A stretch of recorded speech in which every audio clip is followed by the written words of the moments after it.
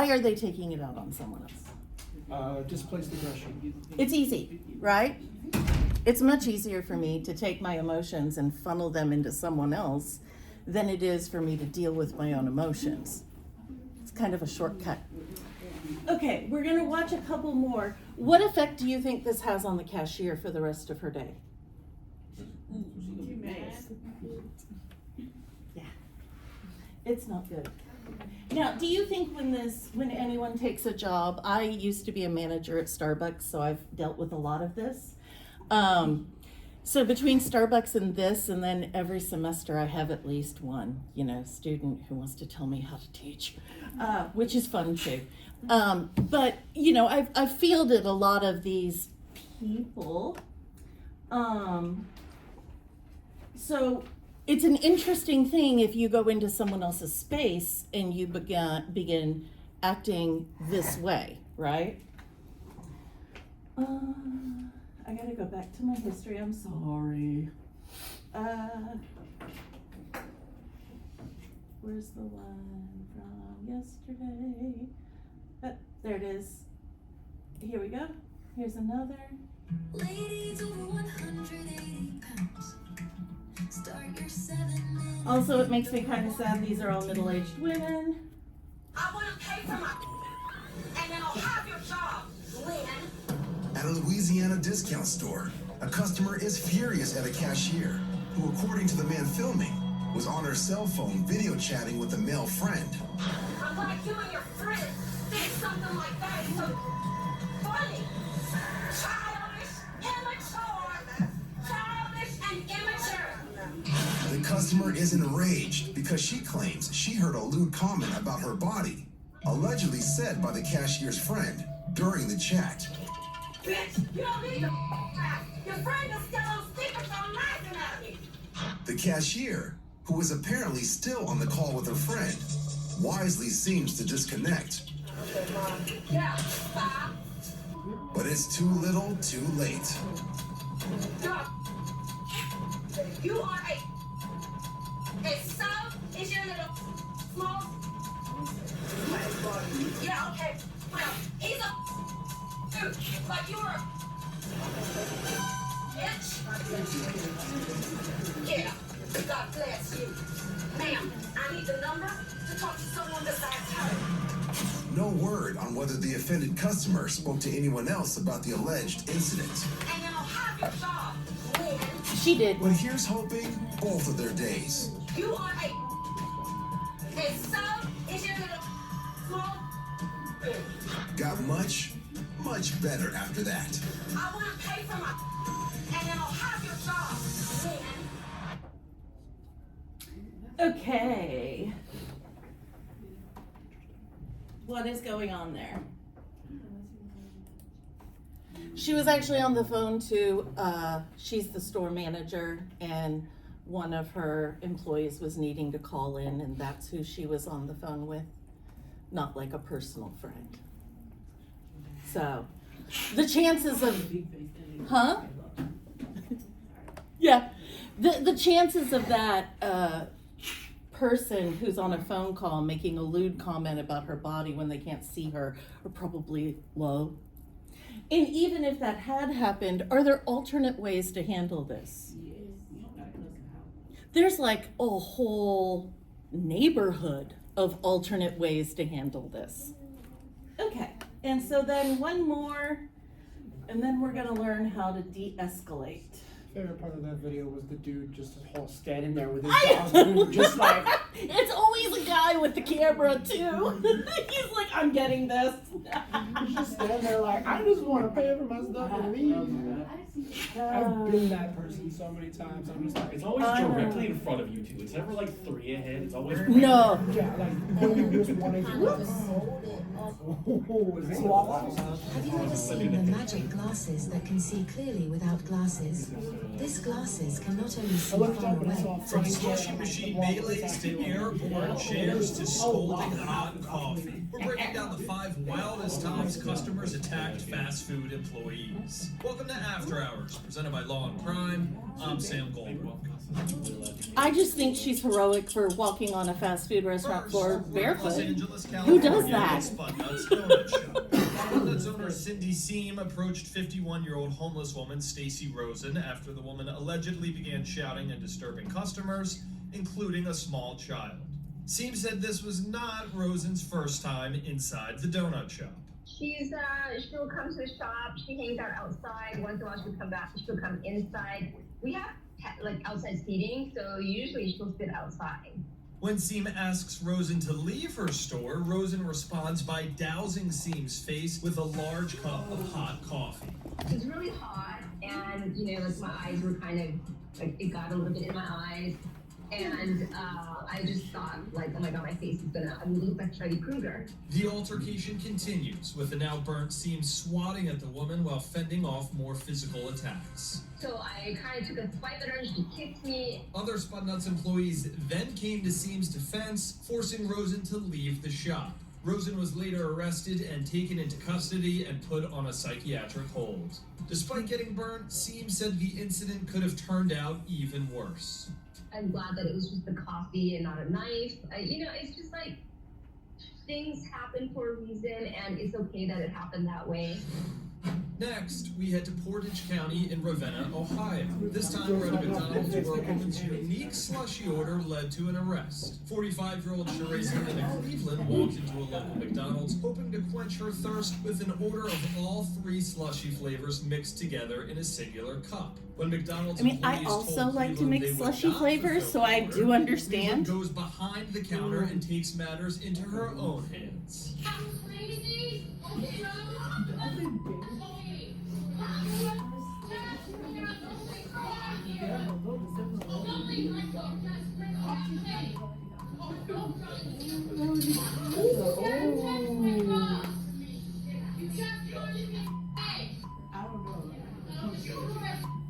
Why is she sticking her neck out like that?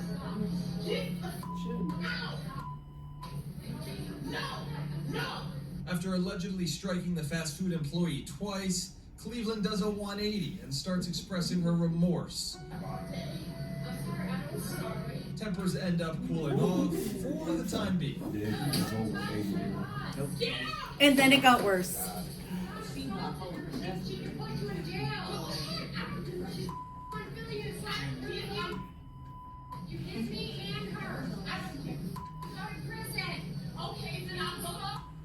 With her thirst still unquenched, Cleveland fills up her cup with ice and soda.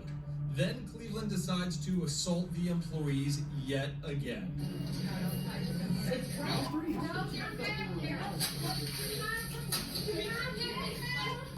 After the latest attack, the fed-up McDonald's employees wrestle Cleveland down to the ground. After getting Cleveland off the floor, Cleveland insists the McDonald's employees call the police on her.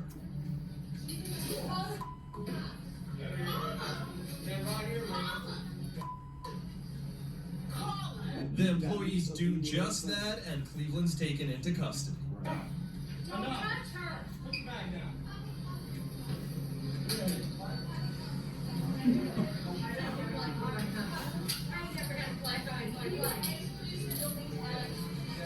Cleveland was charged with 2 counts of misdemeanor first-degree assault. She later pleaded guilty to one of these counts of assault and has since been permanently banned from all Portage County McDonald's. No more slushy for you. An alleged And Waffle House. Nothing bad ever happens at Waffle House. According to a Waffle House employee, 6 customers came into the restaurant around 4 a.m. and sat at a table despite the table being closed off. After the customers are reportedly told they would be refused service, Haley Booth, aka Waffle House Wendy, says the customers became hostile. My manager comes over. I told him, I said, well, I'm not going to cook your food. I said, if you're going to keep being rude to me, you're going to keep jacking your jaw, then I'm not going to cook your food. Chaos then erupts. You are wildin'!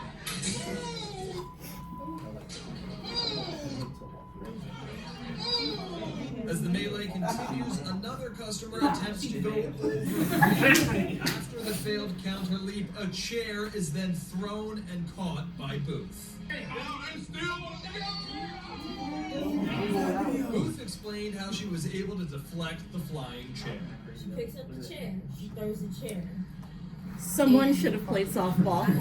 I'm just saying. I caught it like this, and it bounced off like my wrist, like the arm had like hit my like where that word is over here, and kind of just rolled it off my arm and threw it behind me. According to Booth, Waffle House did not press charges as a result of the brawl. However, Booth claims the events cost her her job. I was blacklisted, so it was kind of like I can't ever work for Waffle House again. I tried working for another. I do one, think she was the one throwing the sugar containers at them as they were trying to get over the bar, which might have something to do with her being blacklisted. I found out that I was blacklisted.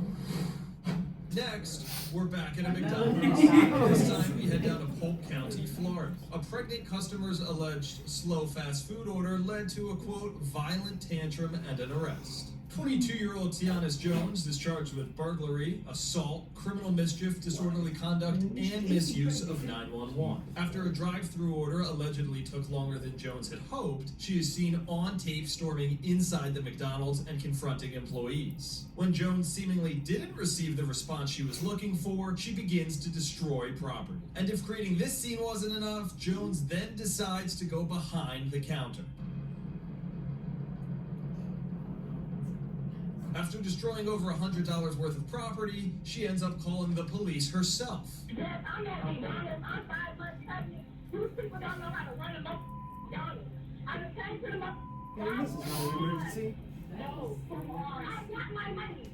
They trying to teach me out my money. I got my money.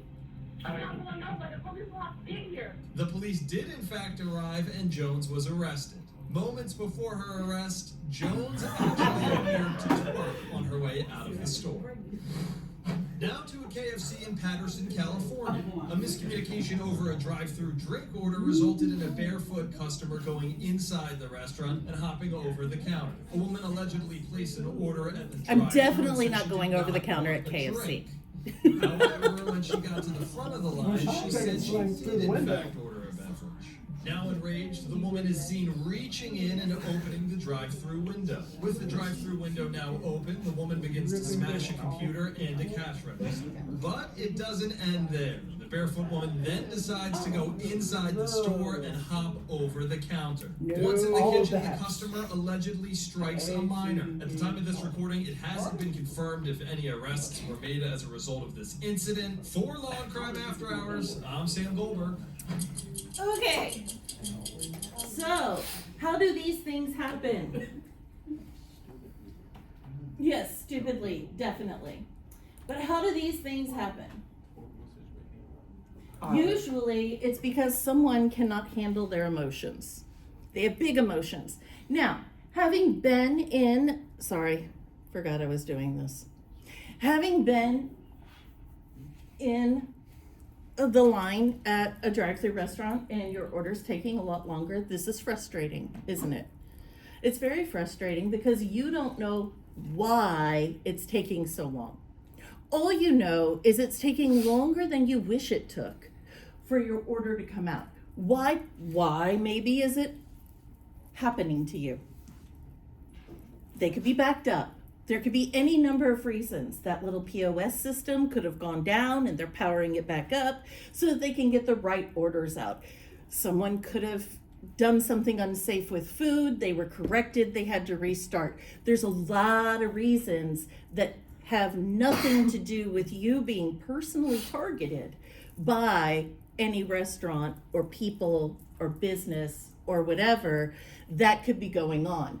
So I want to go fast through this, fast through another, and then talk about these things and how to de-escalate them. Our hormones influence our feelings.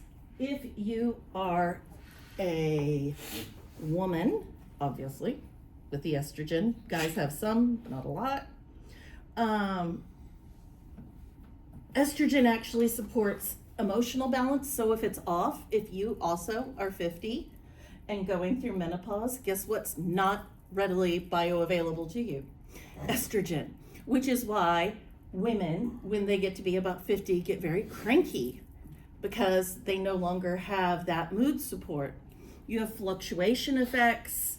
But estrogen also correlates with higher empathy scores. Testosterone increases risk. Sorry, that was on my computer, not yours. Testosterone increases your risk-taking behavior. You have a 30% chance higher of depression with low levels of testosterone. And you can have a 60% mood improvement. So I'm not the only grouchy one, right? With testosterone. Cortisol, who knows what cortisol is? Cool. Cortisol is your stress hormone. When you're stressed out, cortisol is released wholesale by your body. That's really cool, because the adrenal glands are what produces cortisol and it floods your bloodstream quickly. So that's really cool if you're seeing a bear. It's not really cool if you're sitting in line waiting for your French fries / slushie, right? It's not gonna help you. High cortisol actually impairs your cognitive function by 40%. Because the blood isn't rushing to your brain, the blood is rushing to the areas for fight or flight. Okay, and so your heart rate will increase, you may start to sweat. It's weird. And all of these influence how you feel. Do you have enough serotonin? So serotonin is your happiness neurotransmitter. A lot of the SSRIs or the antidepressants that are supposed to keep us happier are based on serotonin. Dopamine, if you have ADHD or you are not neurotypical, you may have a problem getting dopamine. It's the pleasure, sorry, I'm gonna get this. It is the pleasure and reward chemical, right? So if you have low dopamine, it's why you procrastinate, because you don't get the reward when you do the thing. You get kind of backed up by the bigness of what's in front of you, and you may or may not be able to kick yourself into gear. But dopamine helps quite a bit. Dopamine is released when we feel we've done something well. So, in order to be able to manage your own emotions, you need to get sleep, exercise, manage your stress, things like that. Okay, we're done with that. And now we're done with that. We're back to here. Okay, taking ownership.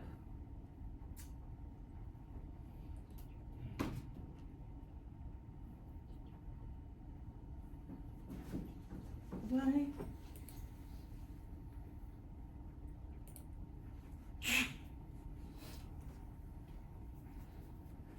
Do your emotions tell you the truth? What is the truth? Right? And there's that for sure. So, do your emotions tell you the truth, or are they just one piece of information and you should be checking for the rest of it? Right? Your emotions are your truth. Your emotions are truth to you. They are not the abject or objective truth for everyone in the situation. So I would imagine that the lady barefoot in KFC felt as though this was everyone's reality, but it's not. It's really not. So emotions are pretty central to our communication, and whether we realize it or not, our feelings shape how we understand what's said to us, how we talk to others, and how we navigate conflict. When our emotions run high, especially in any situation involving disappointment. Disappointment is a rough one, right? It clouds our ability to actively listen and speak with clarity. Unchecked emotions can lead to highly reactive communication, where we respond impulsively rather than thoughtfully, potentially escalating misunderstandings and causing harm. Now, would you say that the individuals we just watched freak out were responding impulsively? Yeah, okay, we're all in agreement on that one. Okay. The blame game. Blame often enters a conversation when emotions like anger, frustration, or hurt are present. Assigning blame feels really good because I'm having all these emotions and I just found someone to pin it on. And I get to be mad at them instead of mad at what's going on here. What do you notice about all of the employees who were being freaked out upon? What kind of job do they have? Minimum wage. Minimum wage, a service job, right? Do you think it's an accident that people would target that population with their frustration? No, it's not, because they feel better than them, right? So, healthy communication requires self-awareness and intention. That means recognize your feelings, pause before you react, use I statements, and you can open the door to a constructive communication. Is there anything constructive that's going to happen? Are any of these people going to have their complaints addressed? Absolutely not. Okay. So, the science behind our reactions. Okay, your amygdala is this little almond-shaped, like this structure, located in your limbic system. Your amygdala detects threats and triggers emotional responses, which is great, right? Because it gives you fear and it gives you aggression. So if someone's coming at you, your amygdala goes, "Ah!" It freaks out and it gets you ready for action. That's great in a physical confrontation. But if you're mad about your slushie, that's not great. Because now you've been activated and you're ready to go to war over a slushie. So your amygdala activates instantly before you've had a chance to process anything around you. Okay? Which is why we're going to get to why we should pause before we react. Your prefrontal cortex is responsible for higher order thinking, decision making, and emotional regulation. When is your prefrontal cortex fully formed? 25 to 26. 25 to 26, correct. So that is the brake. It's the part of your brain that says, do I want to do this? Is this a good idea? It's if all these others are accelerators, your prefrontal cortex is the brake you have, right? So, unfortunately, if the amygdala is already activated, it will hijack the brain's processing power, making it much harder for the prefrontal cortex to come into the system. It's called an amygdala hijack. It's why you say things. If you say something before you think about it and then you regret that, that's your amygdala, right? So your prefrontal cortex, because it handles rational thinking, takes a few seconds to get on board because it's analyzing what's happening, right? It's not your amygdala where it just goes light up, light up, light up, right? Okay, and then you have your hippocampus, and your hippocampus and your amygdala work together in these situations.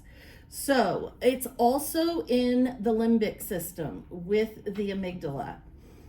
You may call your limbic system, some people call it your reptilian brain, right? The things that you would have done as a cave person, but you wouldn't do as a person now. Your hippocampus works closely with your amygdala to process emotional memories. So think about that. Your hippocampus is processing your emotional memories. Are all of your emotional memories positive? Because mine aren't. Okay, so it works closely. It helps us remember past experiences and it helps us interpret current situations, but your hippocampus interprets these situations through your memories.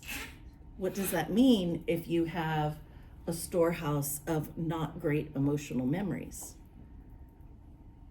You may be being this is where the word triggered comes from, right? You may be getting triggered by your hippocampus because something is starting to look like something that happened to you before, and you're not going to put up with that, right? I'm not going to put up with that disrespect. I'm not being given what I need, right? Okay, and then you have neurotransmitters. Now, funny story, while I was preparing this, I accidentally left off antidepressants when I was putting my pill box together 2 weeks ago. So I was off my antidepressants for 2 weeks and decided to experiment with hormonal therapy at the same time. I was so much fun. I cannot tell you how much fun I was. Oh my gosh. I could not figure out what was going on. And then I solved the problem because I didn't know I wasn't taking it. It had happened. So I feel very like one with this whole, oh my gosh, do your hormones and neurotransmitters affect your emotions? 100%. Okay, so that's why we want to put a gap between someone who's coming at us with a big emotion and our response, okay? That can look like, hey, give me a minute. I want to process this. We saw, when we watched the twin flame thing, the guy who was like, I'm gonna need a moment. And he sat there silent for like 3 minutes. I mean, that was hilarious, but it's better than reacting in the moment, right? So when we feel overwhelmed, anxious, or upset, it becomes really hard for us to listen, and it becomes really hard for us to make choices that are not defensive because you're being attacked either emotionally or physically. Blame is going to enter this communication when emotions are running high. So blaming others can feel really warm and justifying, right?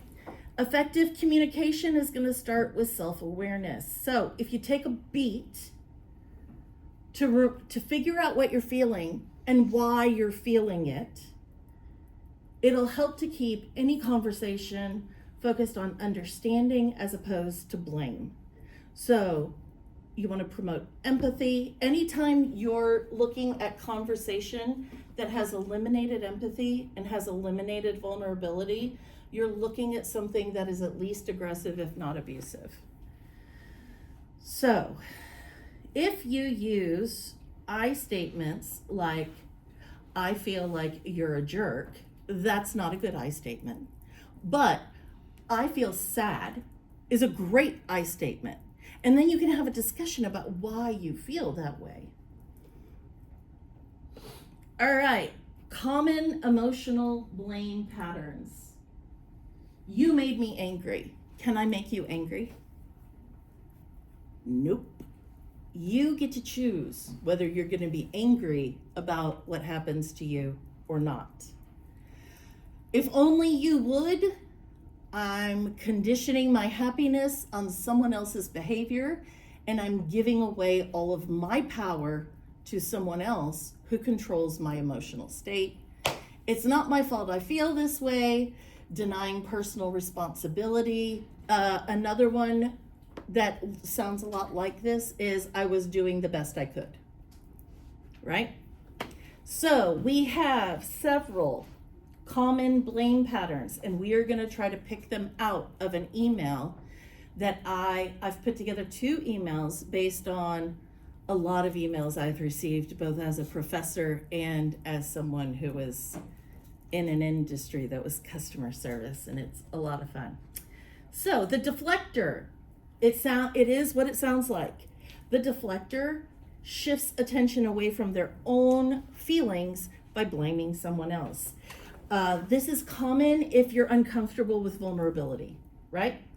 The deflector, instead of saying, I'm really stressed and overwhelmed, could we take a minute, will say, you always ask too much of me, right?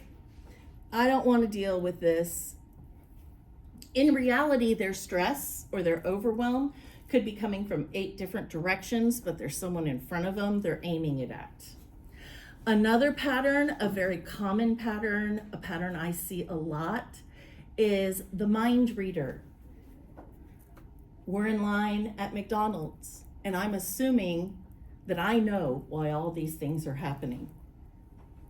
Because I'm a mind reader, right? Somebody says something to me, someone doesn't reply to my message, or they don't reply to my email, and I'm like, they don't care about me.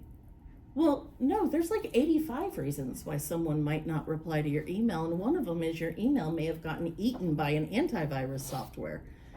Much less, it could have gotten buried, it could have been accidentally deleted, you don't know. So, what happens is when you're a mind reader, you shut down your curiosity and you shut down any ability to have a dialogue because you're already telling someone else how they feel. It's just not going to go well. Your next pattern is the martyr. My mother's favorite saying was, "It's fine, I'll do it myself." Right? Fine, I'll do it myself, right? That's your martyr. And then you have the escalator, or my word for them before this curriculum was the kitchen sinker, right? One thing is really the thing I'm upset about. I'm upset about one thing, but I'm gonna throw in 6 other things just so that we're all getting how severe this should be. And so you think you're weighting your complaint in such a way that it's hard to ignore, but what you're really doing is overwhelming the situation so that there's no way to find a solution. So what do we do? Okay, it's called the BEAR method.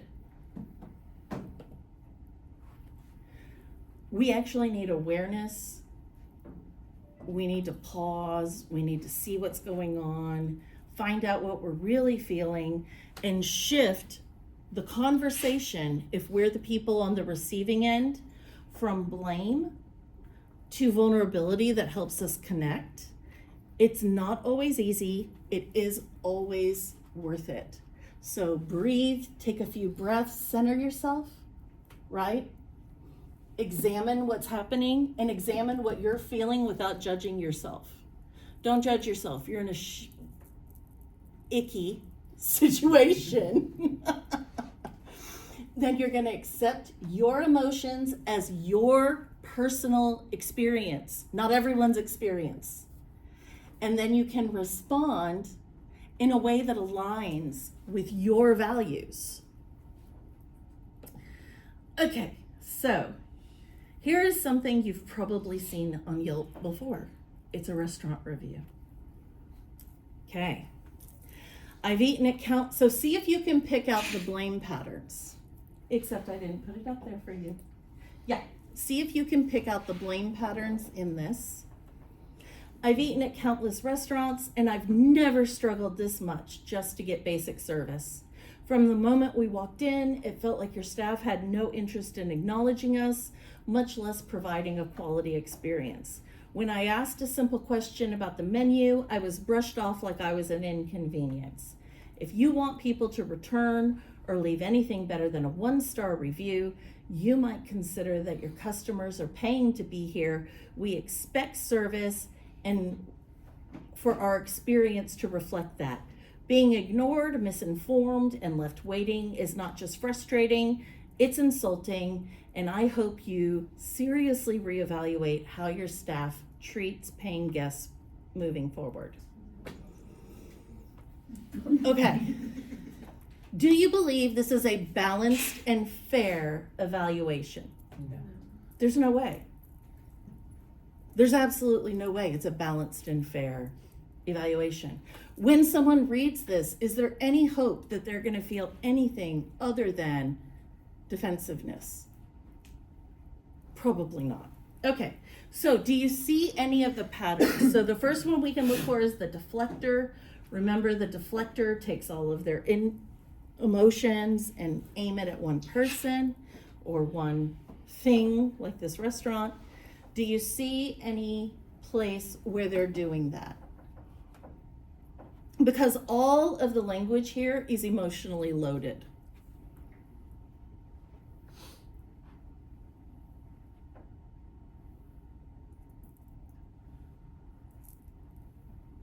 So up at your staff had no interest in acknowledging us. Really? You know that? They weren't just maybe busy? Or maybe someone made a mistake. Is this how we want to treat people who make mistakes? Like, do we just, scorched earth for every small mistake that happens, right? Okay, deflector also in I was brushed off like I was an inconvenience. Were you really? Or were they busy, right? Both of those, I think, also qualify as mind readers. Does anyone see a place where you have a martyr?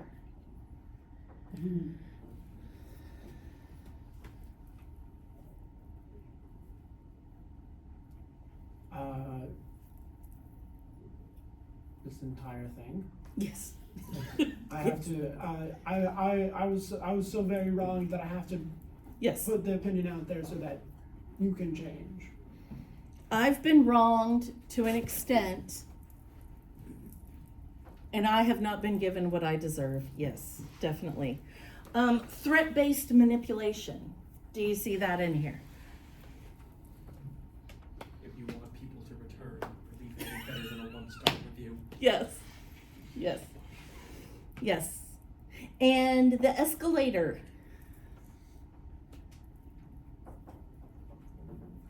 Like the whole thing, right? It's not frustrating, it's insulting. Exactly. So we've taken this and we've made it highly, highly, highly emotional. Okay. Oops.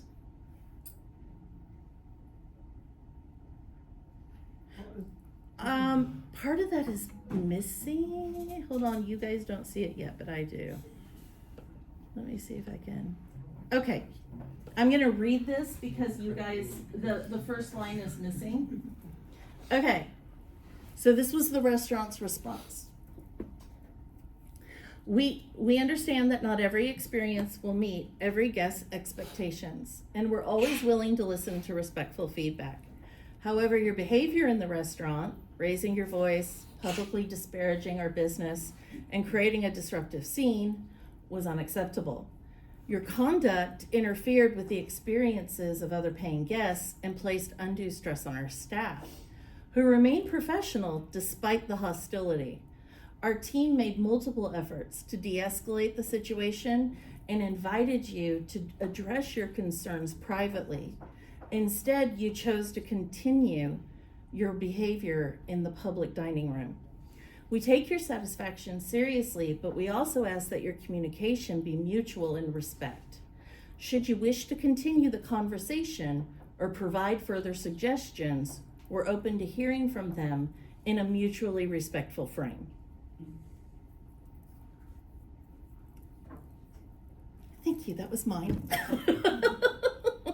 And what I had to leave out was the whole part about don't you ever come in here and threaten my staff. It does help, though, to be tall as a woman. So how could our individual, not this one, but the one who wrote the complaint, have expressed her feelings in a way that was not harmful to everyone around her? Because I've fielded those as well. I've gotten those emails as well. So how could she have worded her email for it to be different? I'll go back to her email so that we can all see it.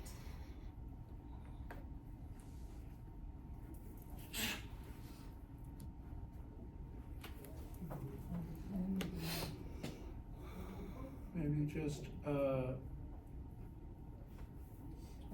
listen, it really is just, I don't want to say like remove all emotion from it, but just at least tone it down a little bit, like A just, lot of it. a lot of it. Just Service was unnecessarily slow, or whatever you want to actually Yeah. say. Well, you could even say, hey, I've been in here before and I liked it. Or we came and we wanted to try your restaurant because that's something flattering and kind, right? And then you can go into the whole, hey, you know, I don't know if you're aware or not, although apparently there was a lot of awareness. And I know sometimes things slip through the cracks, but I just wanted to let you know what our experience was and just put what your experience was. We waited a long time for a table. It was hard to get a server to come over because you'll notice in this one that they wrote, do you have a specific server's name? Is there any way to address this and make it any better? No, it's just a tirade. So sitting down to say, hey, this was my experience, and I know that can't be your intent because you're a restaurant, right? So here's my experience. Now, if the restaurant fails to meet your expectations twice, what are your options? go somewhere else. Thank you. If you don't like the way they run their restaurant, you are not being held hostage in their restaurant. You can go anywhere you want to eat, right? Okay. So usually when I send an email like this, it's not from a place of, let me tell you what you need to do. When I send an email like this, it usually starts out with, hey, I was in management and I don't want to be one of those people. But I also was in management and know you can't watch your people 100% all the time. And here was my experience, and I know you wouldn't want anyone else to have that experience. That's a healthy way to deal with it. Okay, here's another to a doctor. Oops, nope. Gotta go back.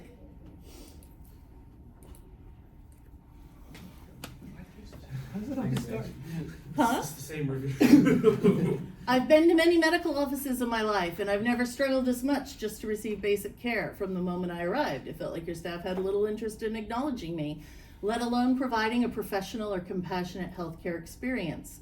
When I asked a straightforward question about a procedure, I was dismissed and made to feel like I was a burden rather than a patient in need of care. If you want patients to return or leave anything better than a 1-star review, there's that 1-star review. You might want to consider that we're paying clients. We expect the quality of service and communication to reflect that. Being ignored, misinformed, and left waiting for answers about our health isn't just frustrating, it's degrading. I sincerely hope you take the time to reevaluate how your staff is trained to interact with patients. And to be absolutely clear, we're not just patients passing through, we're people paying for a service with our time, money, and trust. We should not have to chase down staff, triple check instructions, or feel more confused and disrespected than when we arrive.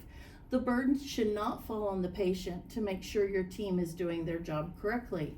I'm writing this not just out of frustration, but because I believe this clinic needs to take a serious look at how it handles communication, patient care, and overall professionalism. If you aren't prepared to treat every patient like they matter, perhaps you're not in the right business. Okay. This communication happened because the patient called the practice on Friday at 11 p.m. wanting to speak with a doctor. Now, those of us who have been to doctors or understand professional businesses, we understand that banks and businesses and doctor's office and dentists usually don't have weekend hours. So typically you can reach the doctor Monday through Friday, right? But not on Saturday or Sunday. So this patient called Friday at 11 p.m., got the answering service, which was very, very disappointing to them. The answering service said, it's the doctor's policy that he'll return your emails or phone calls within 24 hours, hopefully depending on the volume, it could be the second day, right? That's what they were told. So when they did not get a call on Saturday, they were upset because the answering service said 1 day.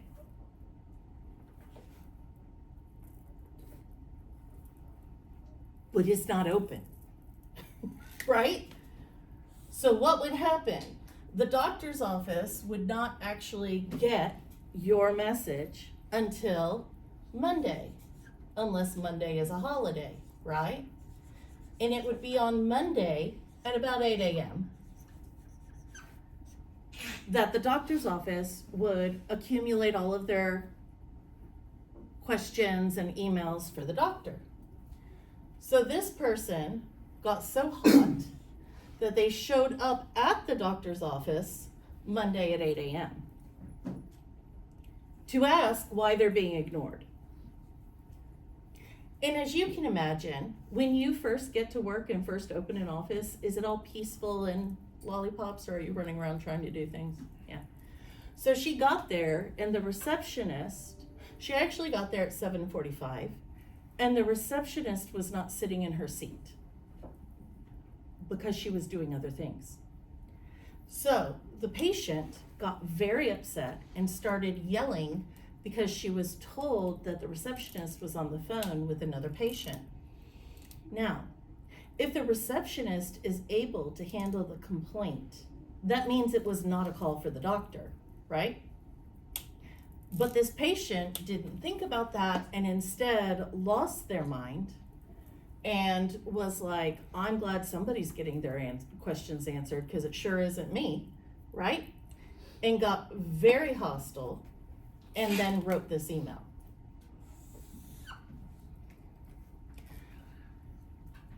Totally ignoring the fact that she's all but harassing the staff. And clearly did not understand what a business day was. So, how would you respond to this message?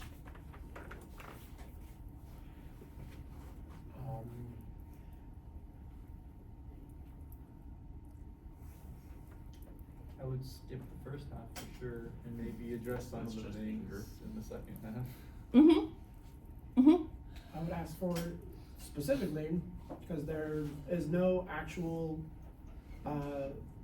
specific problems, just a bunch of vague generalizations. Yes. That communication and professionalism, like, did somebody say something that offended you, or like what? Ask for details. Mm-hmm. What the experience what about the experience caused so many problems? Can you validate the emotion they're feeling without caving to the pressure they're putting? Could you say something like, you sound very frustrated, without giving in to the demands and the blackmail and the mind reading and the deflecting and all of that? I think so. I think you could at least pretend We're to sorry care, we didn't match. Oh no, I don't think we should apologize. I'm sorry. I don't think you should apologize. I'm not certain anything was done wrong to them.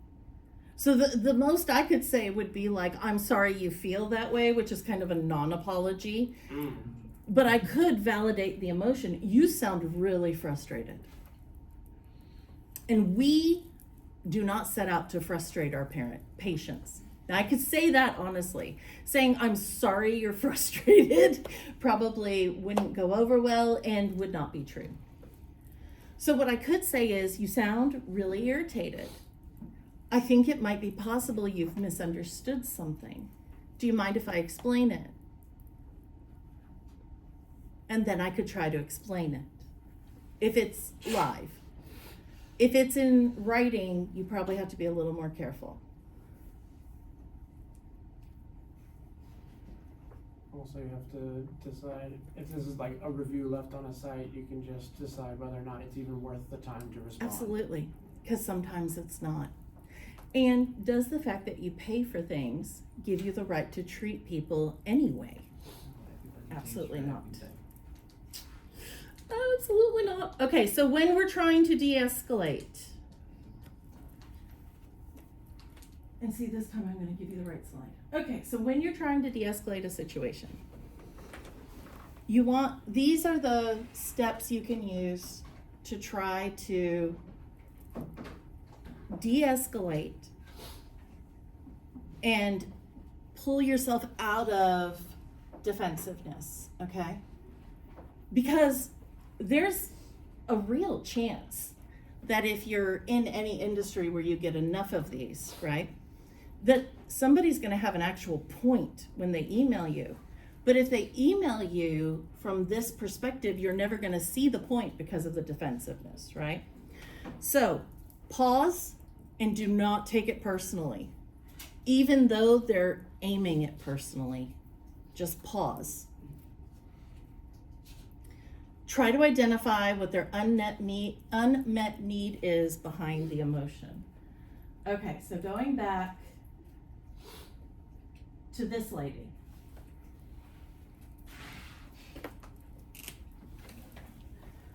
I'm gonna highlight some words.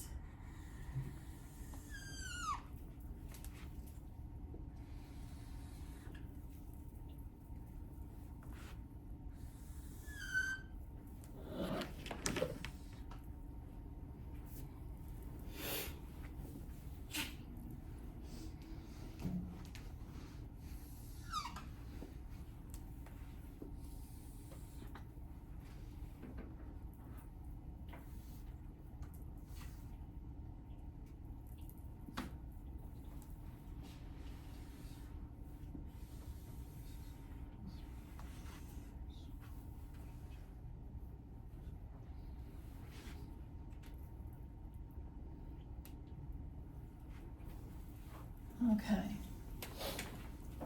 Looking at what I underlined, what do you think this person feels in their everyday life about themselves? Unseen. Very much. Very much. So the root of what's happening here is the client, the customer, the patient feels unseen and is channeling that your way.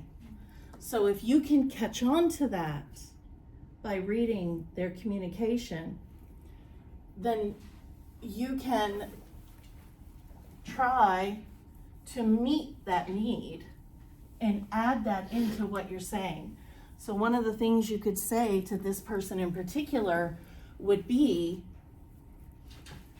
while I understand you interpreted this as ignoring, we have no desire to ignore you. We see you. We see that you're frustrated, and we value you as a patient. Someone like that, this will work on. So trying to find what that unmet need is behind all the things happening can really help. You can acknowledge their experience or acknowledge their emotion, but don't acknowledge the attack. As in, don't go apologizing or putting your employees on the line. Go ahead and, I'm sorry that's your experience. It's never our intention to make you feel that way. You can set respectful boundaries while offering help. We take your concerns seriously, but we ask that you communicate them respectfully so that we can find a resolution. And then redirect towards a resolution. Hey, I'd like to understand better what happened. So any of those things can help amazingly. Vulnerability is often misunderstood as weakness, but in truth, it's one of the most powerful tools we have for creating genuine human connection. So in order for you to respond to the person giving the complaint in the way that we've talked about, you have to be willing to be vulnerable at a time when someone's actually coming at you for conflict, right? So you have to find a place within yourself where you're able to be vulnerable and try to reestablish a human connection with someone who is deeply unpleasant, at least. And so to be vulnerable means you're showing up as yourself, right? And you're going to express your emotions. Wow, it's really hurtful, a lot of the things you've said. I'd like to go over this a little, right? When you allow yourself to be seen, sometimes it's contagious, sometimes they're sociopaths. You've really got to try to figure out which it is. Because if they're sociopaths, there's absolutely no pleasing them, and this is what they do for fun. And if they're legitimate customers who have a complaint but do not have the communication skills to express what they're feeling, you can help by modeling that vulnerability for them. Connection has never happened through perfection. It happens through our shared humanity. It's when we admit we don't know it all that we can actually connect together. So, it's a risk, right? Because yikes. But it does work when you do that. So, what are the ingredients to a good apology if you think you owe an apology? Shifting gears. Not the crazy people, the people with an actual point, right? The people who are coming at you, they're approaching you in a good way. They're like, hey, I didn't have a good experience. Hey, I didn't have a, your partner in your relationship hasn't had a good experience with you. How do we apologize? Because when you were in the back seat fighting with your sibling and your mom was like, apologize to your brother, and you're like, sorry, you know, that's not the apology we're talking about here. We're talking about a good apology, and it's more than just saying I'm sorry. It's about restoring trust, taking responsibility, and acknowledging the impact of our actions, even if we did not intend it. A well-crafted apology will help and shows a lot of emotional maturity. And here are the core components. So basically, a good apology is going to be humble, direct, relationship-centered, right? First, you want to give a clear acknowledgement of what happened.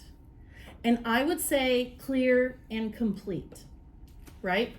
So you don't want to leave anything out just because you're uncomfortable with it. You want to fully blanketly say what happened. I want to acknowledge that I interrupted you during our meeting yesterday. Don't minimize it. Don't give all these equivocations. Don't do any of that. Don't explain why you did it. Just, I want to acknowledge that I interrupted you during our meeting. Notice it does not actually say I'm sorry.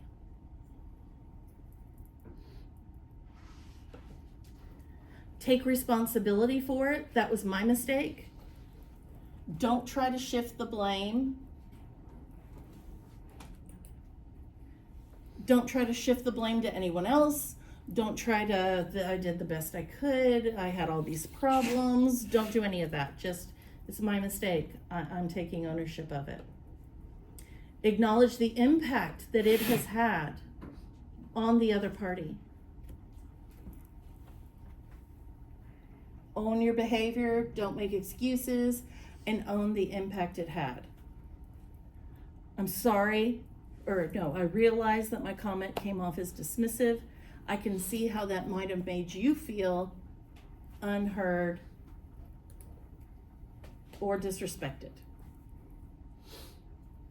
If there's a further impact, explain it. If there's a larger like radiation circle, depending on how big what you're apologizing for is, acknowledge it. Acknowledge the impact you had on the person and anyone else that your actions had an impact on.